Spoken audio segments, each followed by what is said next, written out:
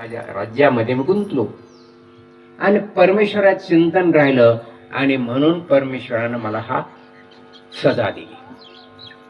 कोण म्हणतं सत्य लोकांचे विचार ही विचार असतात. आणि मग त्याने शाप तर त्यांना काही म्हणलाच नाही, कारण तो साधू आहे ना.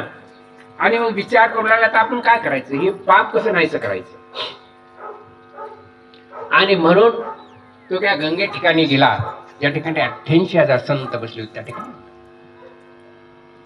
आणि त्या संताला त्याने विचारलं की मी असा, आता बघा पाप त्याने सांगितलं की नाही, त्याने पाप सांगितलं की मी असं केलो, शिकारीला गेलो आणि एका संताच्या गळ्यामध्ये मेलेला साप टाकला, हे माझ्याकडून पाप झालं, तर हे कसं निवारण करावा. असं ते संत 88,000 संत ज्याने हजारो वर्ष तपश्चर्या केली होती ते त्या ठिकाणी बसलेले होते.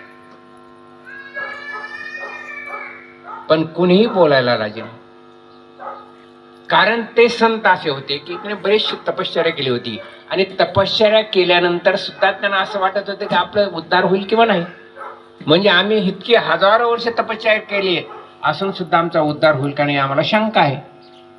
आणि ह्या राजाने काहीच पुण्य केलं नाही आणि आता हे पुण्यात कसं त्याचा उद्धार होईल असं त्यांना वाटलं, म्हणून ते गप्प बसले. आता गप्प बसल्यानंतर हा सगळ्यांना विनंती करू लागला तर कुणीही बोलणार.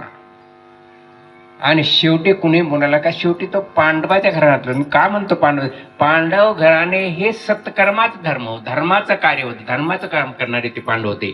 आणि म्हणून त्यांना असं वाटलं परीक्षित राजाला की मी पांडवाचा आहे, पांडवाच्या घराण्यातला आहे, आणि मग मला कोणी जरी साथ दिली नाही तर माझे कृष्ण साथ देतील.